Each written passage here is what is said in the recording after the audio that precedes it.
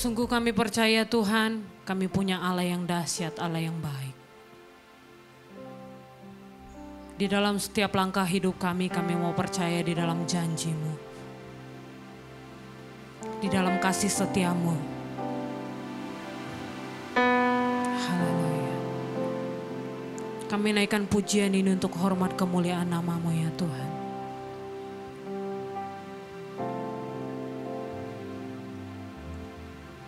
Sungguh besar setia-Mu, Kau nyatakan bagiku. Kau Bapa yang selalu mengerti isi hatiku.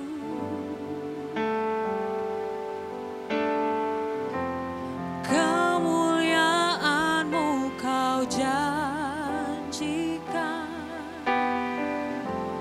Aku tetap percaya. Naikkan pujian ini. Ku percaya janji-Mu ajaib, terukir dalam kehidupanku. Ku berserah di dalam kekuatan-Mu.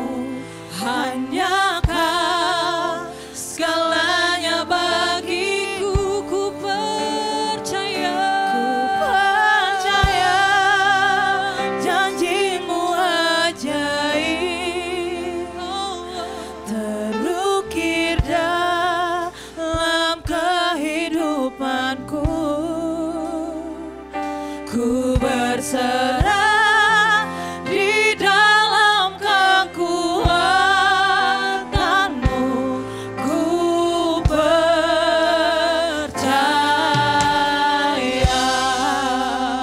Amin.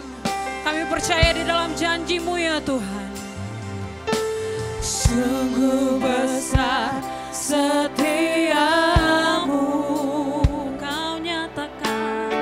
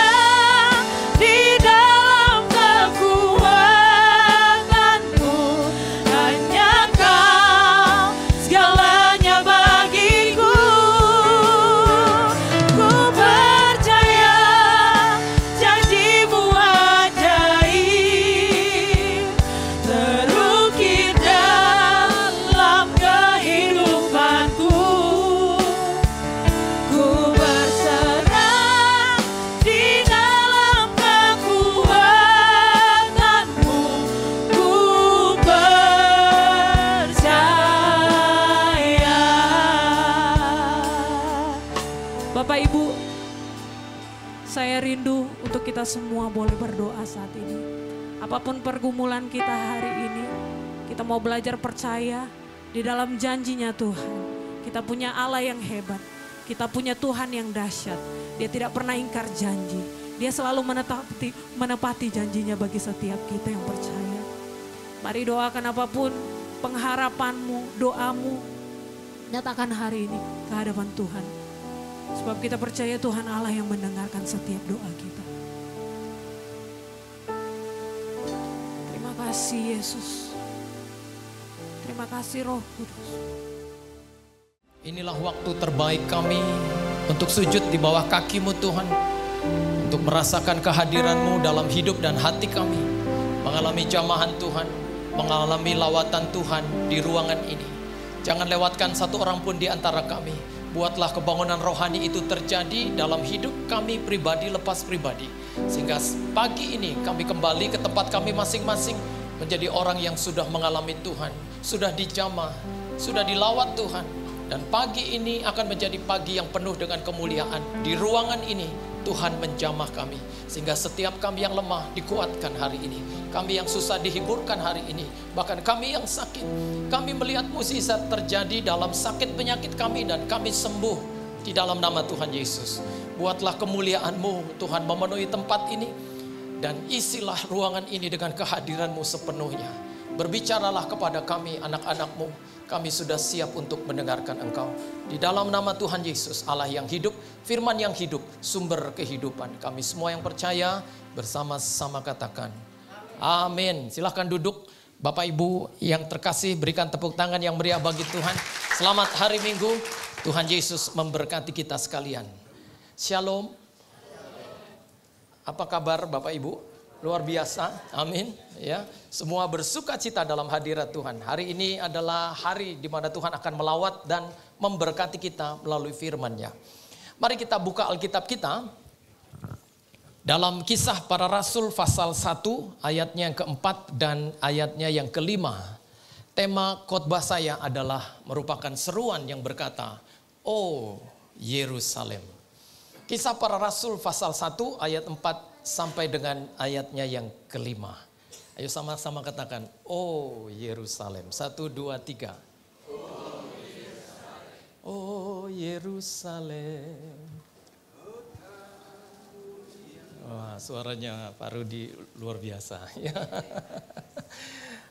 Kisah Para Rasul pasal 1 ayat 4 dan 5. Mari kita baca bersama-sama. Maka demikianlah firman Tuhan. 1, 2, 3.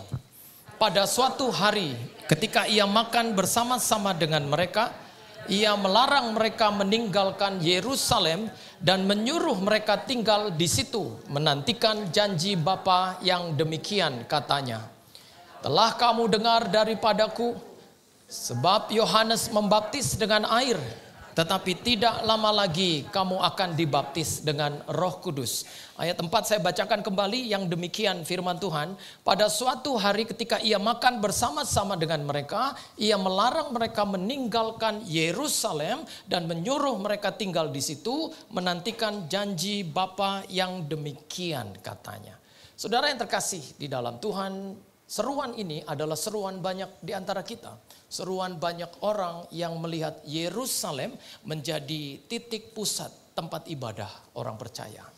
Kalau saudara mempelajari tentang tahap-tahap bagaimana Tuhan menyatakan diri kepada Bapak, Ibu, dan saya, maka kita bisa melihatnya. Ketika Yesus lahir, ketika Yesus mati, ketika Yesus bangkit, dan ketika Yesus naik yang kita rayakan pada hari Kamis yang lalu, itu membuktikan bahwa dia bukan pribadi yang biasa, tetapi pribadi yang luar biasa. Dia datang dari atas. Kenapa Yesus dikatakan naik ke surga? Supaya Bapak, Ibu, dan saya mengerti bahwa surga itu ada di atas semua. Kenapa Roh Kudus dikatakan dicurahkan, turun, dan diberikan kepada kita?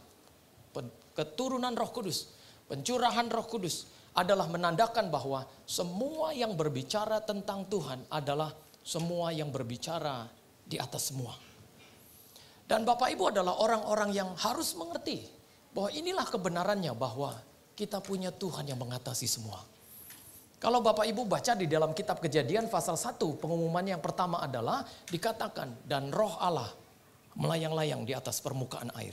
Dia mengatasi semua, dia mengatasi semua keadaan. Dia ada di atas semuanya. Sehingga kalau Bapak Ibu memahami tentang hal ini, maka betapa kecilnya kita kalau dilihat dari atas. Kemarin saya ke Bontang, Bapak Ibu. Kami terbang di atas beberapa kaki di atas bumi. Ya, saya melihat ke bawah, saya tidak bisa melihat satu orang pun manusia dari atas yang begitu jauh, Bapak Ibu. Kalau Bapak Ibu ke Monas saja, pernah naik ke Monas? Dulu saya waktu SMP atau apa gitu ya. Waktu udah sadar nggak berani lagi naik karena takut. Ya karena di dalam tiang Monas itu ada liftnya yang membawa kita sampai ke atas. Sampai di atas saya lihat ke bawah gitu ya dulu. Terus saya lihat orang tuh kayak semut kecil begitu ya. Bergerak ya berkeriapan gitu ya. Yang ada di sekeliling Monas, di hantaran halaman Monas, di sekeliling tiang Monas itu. Ya. Gak kelihatan mereka pakai apa, gak kelihatan mereka pakai baju apa, gak kelihatan mereka bagaimana Bapak Ibu. Lalu waktu saya ada di pesawat kemarin ke Bontang, saya lihat ke bawah, ya Tuhan, kalau Tuhan itu dikatakan di atas, makanya manusia itu gak boleh sombong. Kenapa? Karena gak kelihatan Bapak Ibu. Di pemandangan mata manusia aja Bapak Ibu gak bisa kelihatan. Bapak Ibu berdiri di depan saya dengan jarak 1 kilo, Bapak Ibu gak bisa saya lihat dengan sempurna. 2 kilo, 10 kilo mungkin hilang dari pemandangan. Ya, sehingga apa yang engkau banggakan dalam hidup ini nggak kelihatan, Bapak Ibu. Sehingga harta, tahta dan semua kemewahan itu sebetulnya nggak bisa menjadi kebanggaan untuk kita sombongkan. Yang kita syukuri adalah ketika Tuhan yang melihat kita ini tidak ada apa-apanya, yang sebetulnya tidak kelihatan, tapi karena Tuhan menghadapkan wajahnya kepada kita, sehingga kita terlihat di matanya, maka itu saja yang kita syukuri. Kita ini masih dilihat Tuhan, itu saja. Sehingga kalau kata berkat berkata, Tuhan menghadapkan wajahnya kepadamu, maka inilah hal yang harus engkau syukuri. Tuhan masih mau memandang kita. Ya, yang tidak ada apa-apanya ini. Saudaramu sombong apa? Kekayaan. Saudaramu sombong apa yang saudara pakai dalam tubuh saudara? Sebetulnya nggak kelihatan saudara. Kalau bukan karena mata Tuhan yang menaruh perhatian kepada kita, maka kita yang jauh didekatkan dalam pemandangan matanya. Ya. Kenapa orang miskin itu dikatakan berbahagialah orang yang miskin di hadapan Allah? Karena kalau ada orang yang gak punya apa-apa, lalu di hadapan Tuhan dia melihat Tuhan, dia lihat harapan. Dia lihat terobosan. Dia lihat kemampuan, dia lihat kesanggupan Tuhan. Sehingga walaupun kita mungkin gak punya apa-apa, asal kita masih melihat kesanggupan Tuhan, hidup itu masih layak untuk dijalani. Sehingga betapa beruntungnya Bapak Ibu punya Tuhan yang besar. Dan sesungguhnya hari ini Bapak Ibu harus percaya bahwa kita bukan punya masalah yang besar sebetulnya. Tapi kita punya Tuhan yang besar dalam setiap masalah kita. Yang biasa kata Alkitab. Nah kebenaran ini membuat kita mengerti bahwa sesungguhnya kita adalah orang-orang yang harus mengerti tentang makna dari hakikat Tuhan itu sendiri. Nah saudara, ketika Yesus naik, Yesus pernah berkata sebelumnya, jangan tinggalkan Yerusalem sampai engkau mendapati semua janji tentang Roh Kudus itu digenapi dalam hidupmu. Di dalam ayat ini dikatakan demikian Bapak Ibu. Di ayat 4, pada suatu hari ia makan bersama-sama dengan mereka. Ia melarang mereka meninggalkan Yerusalem dan menyuruh mereka tinggal di situ menantikan janji Bapa yang demikian. Ya. Lalu kalau Bapak Ibu baca di dalam Lukas pasal 24 ayat 49. Di sana dikatakan dan aku Yesus akan mengirimkan kepadamu apa yang dijanjikan Bapakku. Tetapi kamu harus tinggal di dalam kota ini, maksudnya di Yerusalem, sampai kamu diperlengkapi dengan kekuasaan dari tempat yang maha tinggi. Kenapa Tuhan menyuruh murid-muridnya tinggal di Yerusalem dan sampai janji Tuhan tentang Roh Kudus itu digenapi? Ada 3 hal yang menjelaskan tentang kata oh Yerusalem itu. Yang pertama, Yerusalem adalah lambang kehadiran Tuhan.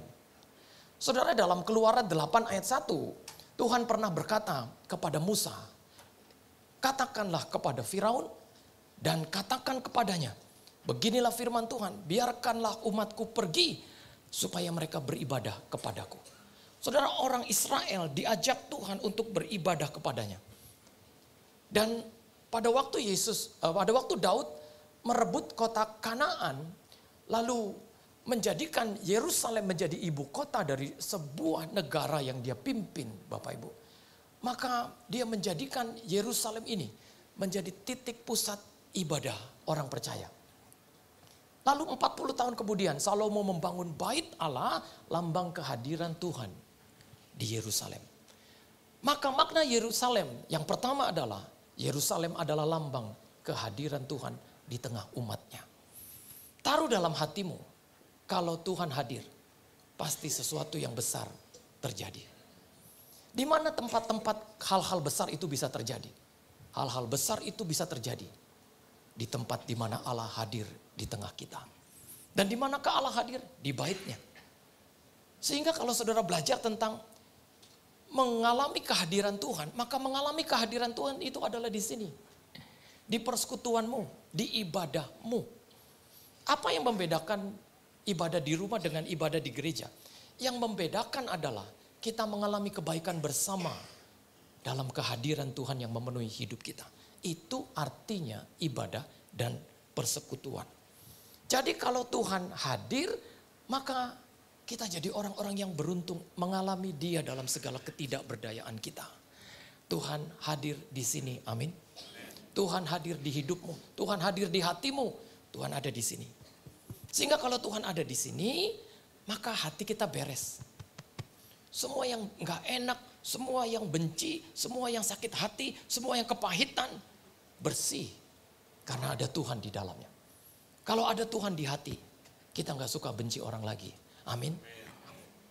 Saya terlalu percaya bahwa kebencian itu adalah merupakan sebuah beban yang tidak layak kita pikul, Bapak Ibu. Ada satu buku yang mengatakan sesungguhnya kebencian itu adalah merupakan sebuah beban. Jadi kalau Bapak Ibu sedang membenci seseorang, Bapak Ibu sedang memikul beban. Lalu buku itu ditutup dengan sebuah kalimat, dan sesungguhnya kebencian itu adalah bukan beban yang ringan untuk dipikul. Ngapain kita pikul kebencian yang begitu berat sehingga kita nggak bisa jalan dengan baik? Tuhan katakan, marilah kepadaku hai kamu yang letih lesu dan berbeban berat, aku akan berikan kelegaan kepadamu. Kasih beban kebencian kita, serahkan sama Tuhan, Tuhan yang urus. Kita maju terus tanpa diikat dengan kebencian.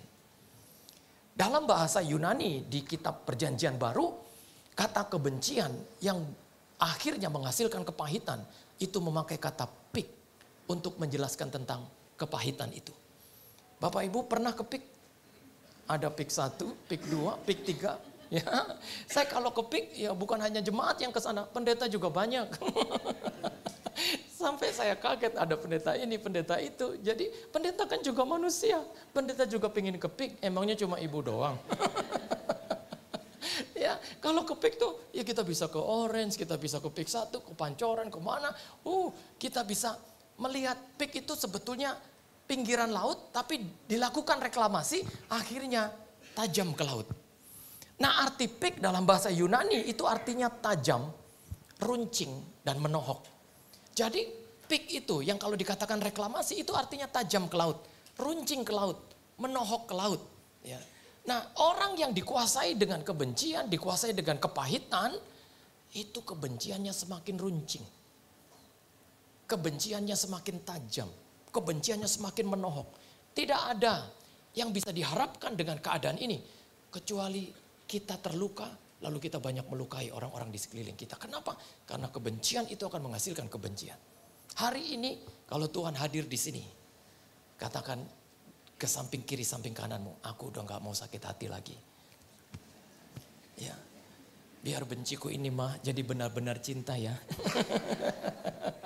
Kamu selalu ujung-ujungnya cinta, I love you. Ya iyalah, karena itulah makna hidup dalam mengalami kehadiran Tuhan. Kalau Tuhan hadir, maka kita merasakan seperti surga di bumi. Bapak Ibu, surga turun memenuhi hidup kita. Jadi walaupun kita tinggal di padang gurun, tinggal dalam susahnya, kesulitan, padang gurun bisa rasa taman Tuhan loh. Ya, kita mungkin bukan punya uang yang banyak, Bapak Ibu. Saya selalu katakan kadang gaji kita 1 koma, tanggal 1 udah koma kita, Bapak Ibu. Ya, terus Pak, itu mah kayaknya kayak nggak gajian ya. Ya iya, gajian tuh cuma numpang lewat Bapak Ibu. Kita mau jatuh cinta susah kalau udah jatuh tempo tuh datang.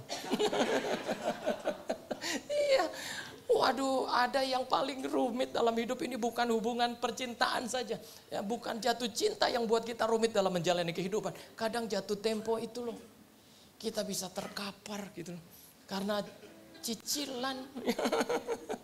Ya, kan Bapak Ibu tahu kan hidup itu bukan hanya penuh tantangan.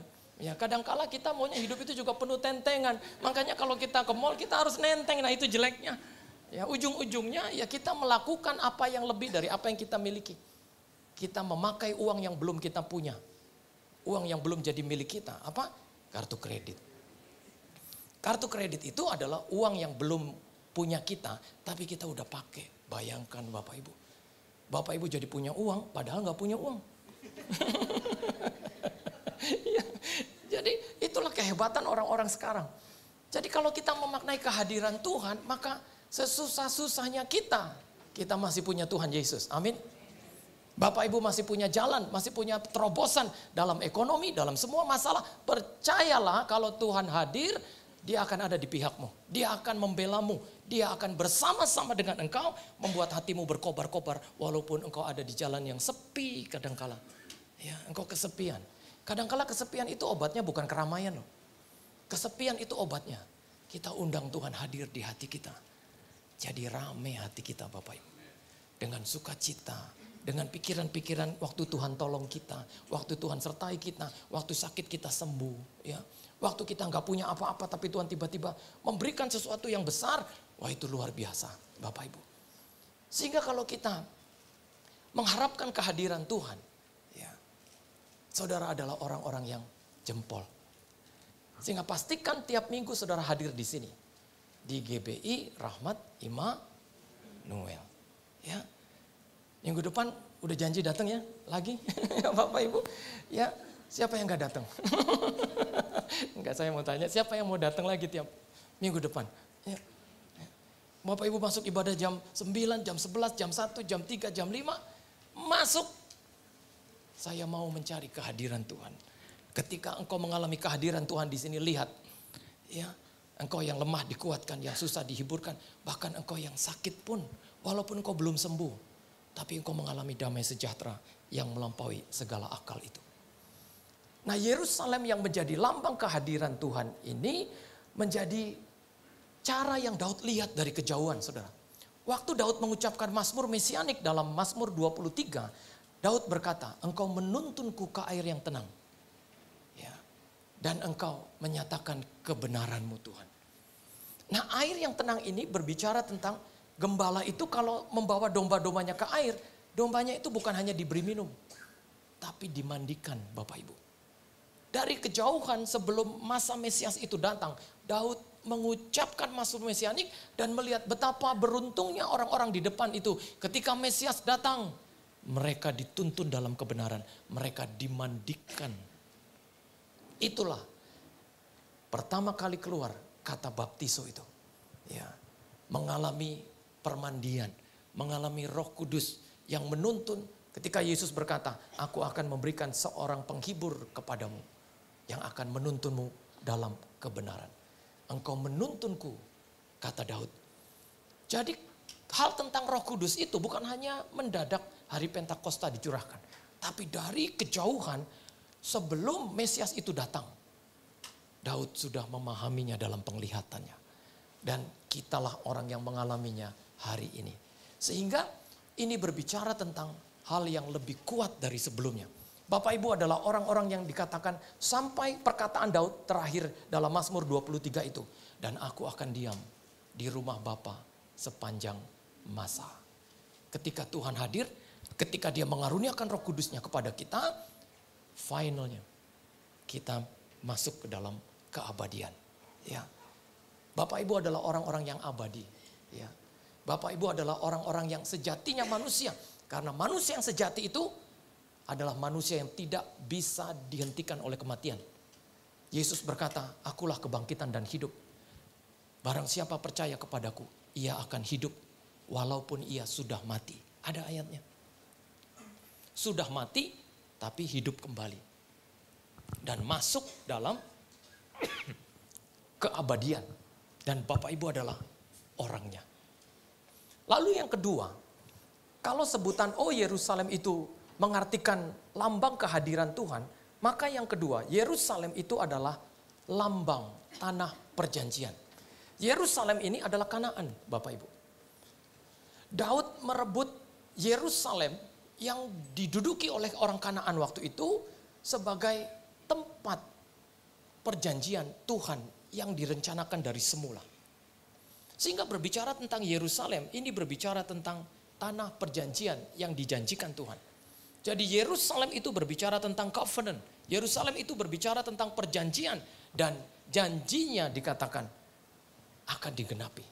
Sehingga kalau Yesus katakan, jangan engkau pergi dari Yerusalem, tinggallah di Yerusalem sampai janji itu digenapi. Kenapa janji tentang Roh Kudus itu direncanakan di Yerusalem? Karena Yerusalem ada tempat covenant, yang artinya tempat perjanjian. Sehingga Tuhan perlu mencurahkan Roh Kudus di tempat ini supaya Bapak Ibu mengerti ada ikatan perjanjian dari semula. Bahwa Tuhan akan melakukan ini, itu. Dan di titik tempat perjanjian itu, Tuhan menggenapi janji-janjinya. Bapak, Ibu, dan saya adalah orang yang hidup di atas janji Tuhan yang berjalan.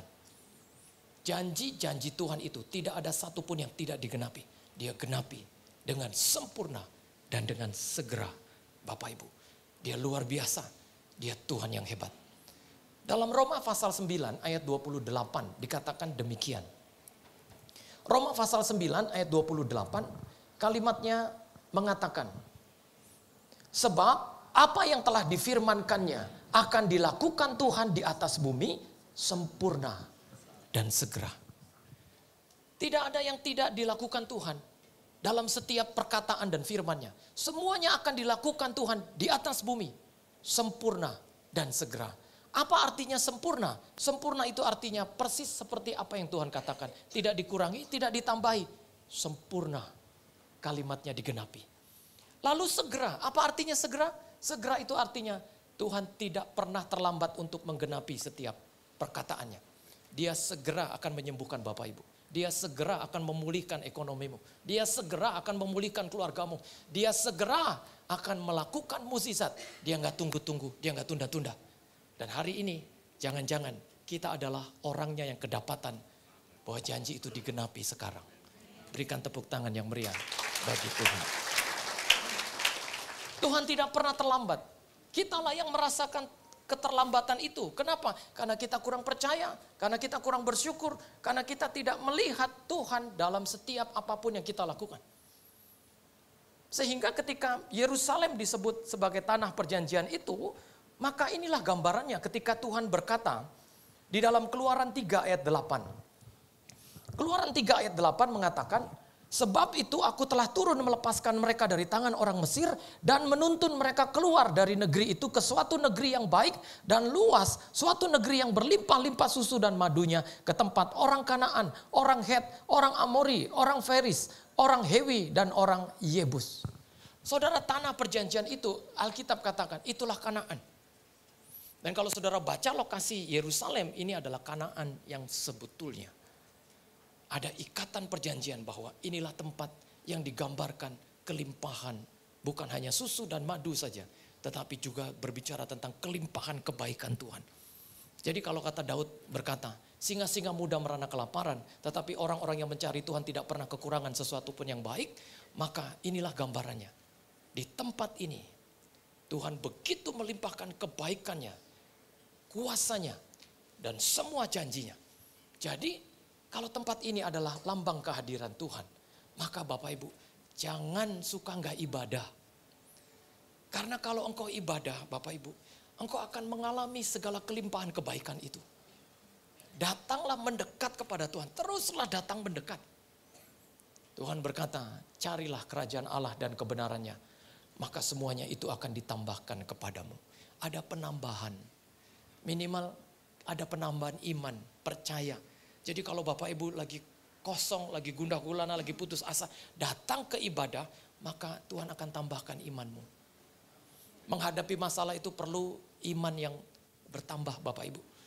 Kalau iman kita nggak bertambah, nggak bertumbuh, ada masalah, ada pergumulan, kita bisa digerus dengan masalah.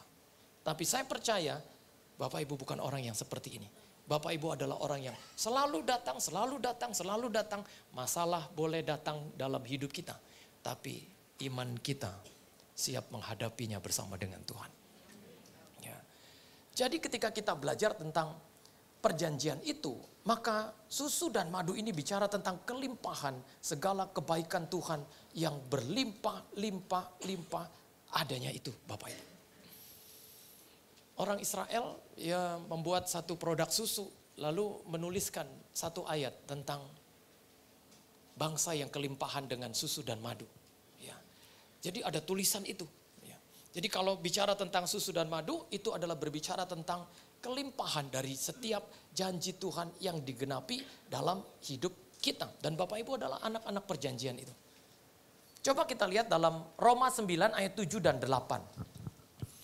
Roma 9 ayat 7 dan 8 berkata demikian. Dan juga tidak semua yang terhitung keturunan Abraham adalah anak Abraham. Tetapi yang berasal dari Ishak yang akan disebut keturunanmu. Ayat 8, artinya bukan anak-anak menurut daging adalah anak-anak Allah. Tetapi anak-anak perjanjian yang disebut keturunan yang benar.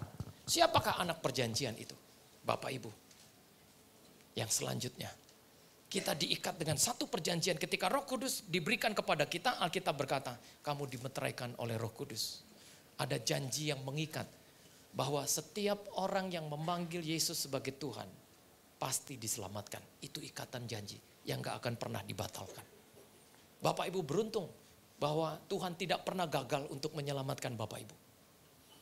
Seburuk-buruknya kelakuan kita, sehebat-hebatnya dosa kita, Tuhan gak pernah gagal untuk menyelamatkanmu. Dia serius tentang hal ini. Padahal untuk bertobat itu gak gampang Bapak Ibu. Bertobat itu susah. Ayo coba tanya sama diri saudara sendiri. Susahnya bertobat itu. Dalam Alkitab dikatakan kalau ada satu orang bertobat maka ribuan malaikat di surga akan bertempik sorak.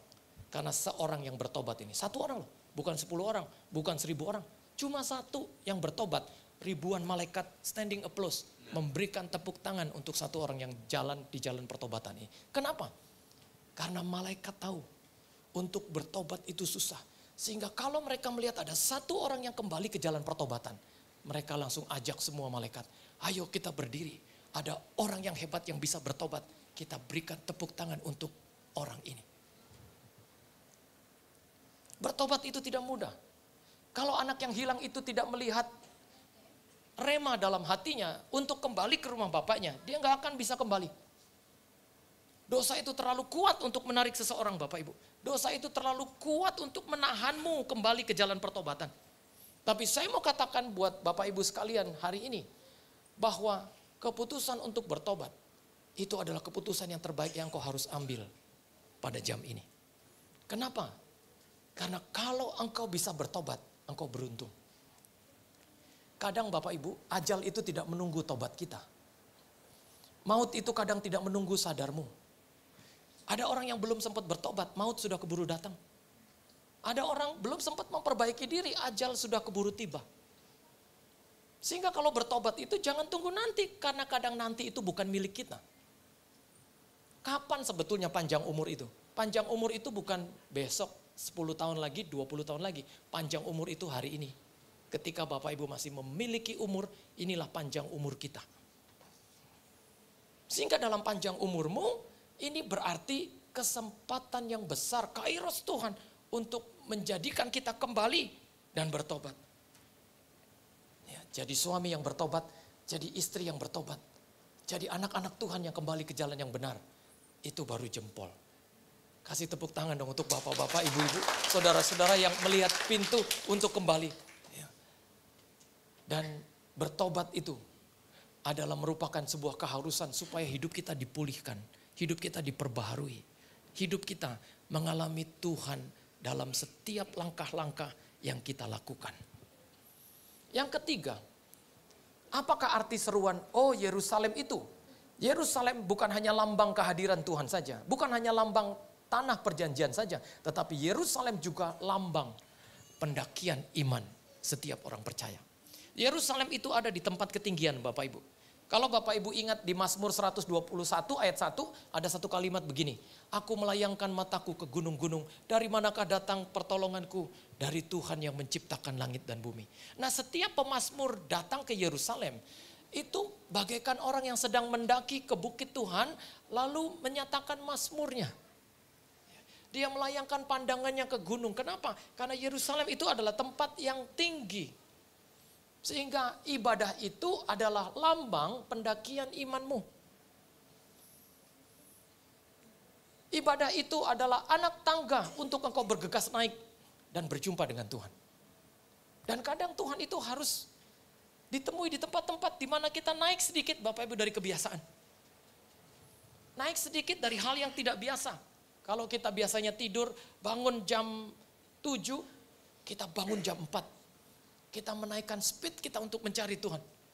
Yang tadinya cuma jalan 10 km ya, per jam, ini naik jadi 80. Ya. Ingat Zakheus naik ke pohon. Dia harus naik ke tempat ketinggian, lalu berjumpa dengan Yesus. Jadi orang Kristen yang naik dari satu tangga ke tangga yang lain, karena pertumbuhan iman itu adalah bagaikan anak tangga yang harus engkau naiki. Coba perhatikan sekarang hidup kekristenan Bapak Ibu. Sekarang sudah ada di anak tangga nomor berapa? Jangan-jangan kita nggak naik-naik jadi orang Kristen. Hidup kekristenan itu harus Bapak Ibu rasakan. Mengalami tahap-tahap kenaikan. Ini yang disebut next level. Kalau Bapak Ibu tidak merasakan kekristenan yang maju dalam hidup ibadah, baca Alkitab, berdoa, Bapak Ibu jadi orang Kristen yang nggak bergerak. Itu tandanya Bapak Ibu jadi orang Kristen masih tangga pertama. Ayo bergegas naik. Rasakan tahap-tahap kemajuanmu dalam kehidupan rohanimu. Jangan jadi orang Kristen yang biasa. Jangan jadi hanya hadir, tapi jadilah orang Kristen yang melayani. Bapak Ibu akan mengalami indahnya melayani itu kalau Bapak Ibu sudah mulai melayani. Ya. Tanya semua hamba Tuhan, pernah menyesal melayani Tuhan? Semua bilang gak akan pernah menyesal. Ya, karena melayani itu adalah merupakan panggilan. Ya. Dan kita punya panggilan umum dan panggilan khusus. Panggilan umum itu adalah mari kita melayani Tuhan. Dan panggilan khusus itu adalah ketika seseorang dikhususkan seperti saya jadi pendeta. Ada yang jadi majelis, ada yang jadi pengerja. Itu kekhususan dalam panggilan Tuhan. Dan kalau engkau sudah mengalami tahap-tahap kenaikanmu, engkau pasti sampai di titik ini. Sampai engkau bilang kalau nggak melayani Tuhan tuh nggak enak. Ya, siapa di sini yang belum melayani? Ya, ikut bergerak dalam sebuah pelayanan. Ayo naik tangga satu kali lagi dan rasakan engkau mengalami next level dalam kekristenanmu. Kalau engkau nggak suka baca Alkitab, nggak suka berdoa, nggak suka saat teduh pagi, nggak suka saat teduh malam, saya mau pastikan Bapak Ibu adalah orang-orang yang mengalami kebangkrutan iman. Karena imanmu nggak ada efek apa-apa. Ayo Bapak Ibu, naik. Tuhan akan mengangkat engkau ke atas. Kita harus naik dan bukan turun. Kita harus maju dan bukan mundur. Bapak Ibu adalah orang yang akan didukung, disertai, diberkati Tuhan. Engkau akan berjalan dalam kemurahan Tuhan, lepas kemurahan Tuhan. Sepanjang saya pelajari Alkitab, kalau ada orang yang seperti ini, dia tidak pernah ditinggalkan oleh Tuhan. Kalau Bapak Ibu baca dalam Mazmur 37 ayat 25, Daud pernah berkata, dahulu aku muda, sekarang telah menjadi tua. Kadangkala orang kan gak mau dibilang tua. Saya kadangkala kalau bilang orang tua tuh orang tahu. Karena takut tersinggung kan. Oh orang yang tahu itu, iya. Malah ada pendeta yang bilang gak mau jadi tua. Akhirnya dia baca begini ayatnya, dahulu aku muda, sekarang tetap muda. Tetapi tidak pernah kulihat orang benar ditinggalkan. Atau anak cucunya meminta-minta roti. Memang masa tua itu gak bisa ditolak Bapak Ibu. Kita ini gak perlu usaha, gak perlu kerja, kita akan tua sendiri. Saya ini kelihatan muda terus aja. Orang lihat saya ini kayak Sweet 17 kan, tapi lihat KTP-nya Sweet 7 up sebetulnya. Iya, ya. Kelebihan saya ini saya selalu kelihatan muda. Umur berapa? 30-an ya, brother kata. Oh enggak Pak, berapa sih? Mau tahu umur saya? Nanti Bapak Ibu akan bilang, gitu lah. Ya, apalagi kalau habis cukur. Waduh, itu saya dikira baru lulus kuliah. Iya, kalau baru cukur tuh saya kalau masuk Alfa dipanggilnya, ayo Kak gitu ya. Nanti kalau udah panjang rambutnya, nggak ada yang panggil Kak lagi, Pak mari Pak. Ya, saya ini udah hampir 50, Bapak Ibu, 49, umur saya 49. Ya. Hah, masa 49 sih? Kok nggak kayak Bapak itu bermutu? Maksudnya, iya bermuka tua. Apalagi wajah saya ini nggak terlalu amuba Pak, asli muka Batak. Ya, saya ada Jawanya, ibu saya dari Pasuruan gitu ya. Nah bapak saya itu ya tugas di Pasuruan, ketemu sama ibu saya, dia kan dinas di Kostrad. Ya dinas di Pasuruan, satu kali dia sakit, 1 bulan lebih dia sakit. Dirawat di klinik, ibu saya yang merawat. Ibu saya bukan perawat, tapi orang pekerja klinik. Lama-lama bapak saya mikir, ini perempuan siapa? Saudara bukan, adik juga bukan, tapi kok mau merawat saya dengan begitu baiknya. Akhirnya jatuh cintalah bapak saya. Dan menikahi ibu saya di Pasuruan. Ya, dan lahirlah kami semua 4 bersaudara di Pasuruan. Dan kami besar di Jakarta karena bapak saya harus dinas lagi di Jakarta. Di Yonkes Kostrad waktu itu. Terakhir dia tugas di Ciluwer, di Kostrad. Di Ciluwer, Cilodong, lalu di Berlan juga pernah. Ya, jadi kalau bapak ibu pernah lewat lapangan Banteng, itu ada Departemen Keuangan, itu depannya dulu asrama Siliwangi, asrama Kostrad. Ya, jadi saya tinggal di situ, Bang. Oh, itu lebih serem daripada Berlan. Itu kalau berantem, abrinya kayak koboi, satu di sana, satu di sini. Siapa duluan nembak?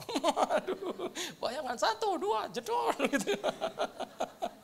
Wah itu ngeri, taksi, bajai, gak ada yang berani masuk ke situ. Brong tempatnya. Ya. Nah untung Tuhan selamatkan orang yang pernah tinggal di tempat-tempat yang seperti itu. Seperti saya. Ya Tuhan rubahkan, Tuhan angkat, Tuhan pulihkan, Tuhan perbaharui. Dia hadir di sini. Ya, dia ikat janji dengan saya. Dia masukkan saya dalam panggilan khususnya. Lalu saya mendaki dalam pendakian iman saya. Jadi orang Kristen itu harus learning to know, learning to do, learning to be. Apa artinya learning to know? Belajar untuk tahu. Apa artinya learning to do? Belajar untuk melakukan. Apa artinya learning to be? Belajar untuk menjadi. Bapak Ibu sekarang ada di posisi mana? Apakah hanya di posisi learning to know? Sudah melakukan belum apa yang Bapak Ibu tahu? Jangan-jangan masih di know saja. Hanya di tahap tahu saja. Tapi kalau Bapak Ibu sudah di posisi learning to do, maka Bapak Ibu sudah bisa melakukan apa yang Tuhan perintahkan. Lalu kemudian yang terakhir, learning to be. Belajar untuk menjadi. Akhirnya Bapak Ibu jadi seperti apa yang Tuhan katakan. Berikan tepuk tangan yang meriah bagi Tuhan Yesus Kristus. Akhirnya kita mengerti betapa bahagianya hidup di dalam Tuhan itu. Ingat Bapak Ibu, kita nggak punya nyawa lebih dari 1. Ya, saya beberapa waktu yang lalu baca tentang seseorang dari India yang menilai berapa sih harga manusia itu. Dihitung dari harga mata, harga lidah, harga rambut, harga semuanya, kulit. Dia total Bapak Ibu. Dan harganya menyentuh triliunan. Lalu kemudian ketika semuanya sudah dihitung, ada satu yang gak bisa dihitung. Nyawa. Itu gak bisa diukur dengan bilangan angka, Bapak Ibu.